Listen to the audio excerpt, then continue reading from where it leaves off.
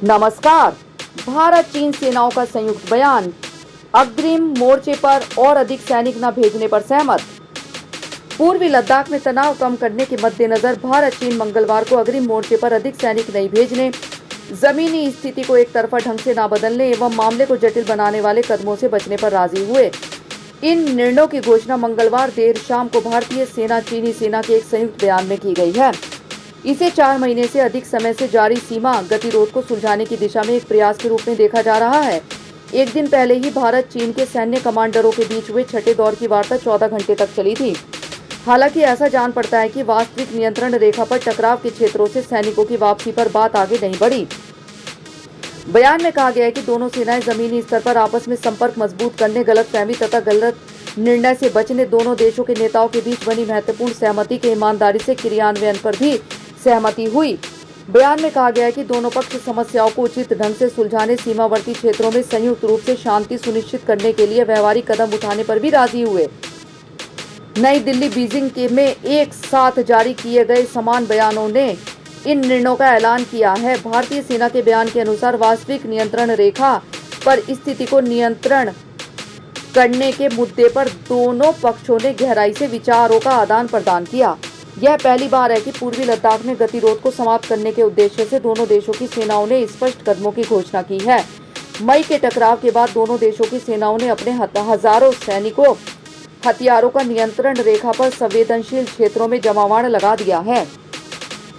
इस बीच चीन के राष्ट्रपति शी जिनपिंग ने कहा है कि चीन वार्ता के जरिए दूसरों के साथ मतभेद कम करने, विवादों को सुलझाएगा। उनका यह बयान लद्दाख गतिरोध के बीच आया है। संयुक्त राष्ट्र महासभा की 75वीं बैठक में शी ने कहा है कि हम वार्ता संवाद के माध्यम से अन्य के साथ मतभेद घटाएंगे, विवादों को सुलझाते रहेंगे।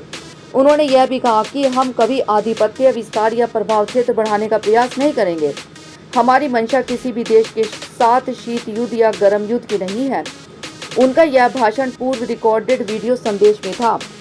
15 जून को गलवान घाटी में हिंसक झड़प में 20 भारतीय जवानों के शहीद होने के बाद लद्दाख में स्थिति बहुत बिगड़ गई। इससे चीनी सेना को भी नुकसान हुआ है, परंतु उसने ब्यौरा नहीं दिया। स्थिति तब बिगड़ी जब चीन की पीपुल्स लिबरेशन आर्मी ने 3 हफ्तों में पैंगोंग झील के दक्षिणी उत्तरी तट पर भारतीय सैनिकों को धमकाने की कम से कम 3 बार कोशिश की है। यहाँ तक कि वास्तविक नियंत्रण रेखा पर 45 साल में पहली बार हवा में गोलियां चलाई गई हैं।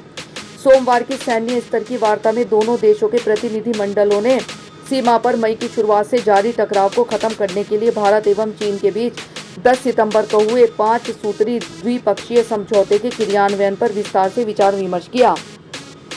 ऐसा समझा जाता है कि भारतीय प्रतिनिधिमंडल ने 10 सितंबर को मॉस्को में शंघाई सहयोग संगठन की बैठक के इतर विदेश मंत्री एस जयशंकर तथा उनके चीनी समकक्ष वांग यी के बीच कुछ समझौते को निश्चित समय सीमा में लागू करने पर जोर दिया। सूत्रों ने बताया कि वार्ता का एजेंडा 5 सूत्री समझौते के क्रियान्वयन की निश्चित समय सीमा तय करना था। समझौते का लक्ष्य तनावपूर्ण गतिरोध को कम करना है, जिसके तहत सैनिकों को शीघ्र वापस बुलाना, तनाव बढ़ाने वाली कार्यवाहियों से बचना, सीमा प्रबंधन संबंधी सभी समझौतों प्रोटोकॉल का पालन करना तथा वास्तविक नियंत्रण रेखा पर शांति बहाली के लिए कदम उठाना जैसे उपाय शामिल हैं।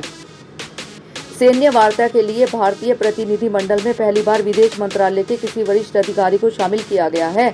विदेश मंत्रालय में संयुक्त सचिव नवीन श्रीवास्तव इस प्रतिनिधिमंडल का हिस्सा थे। वह सीमा विषयक परामर्श एवं समन्वयन कार्य प्रणाली की रूपरेखा के तहत चीन के साथ सीमा विवाद को लेकर राजनयिक वार्ता में शामिल रहे हैं।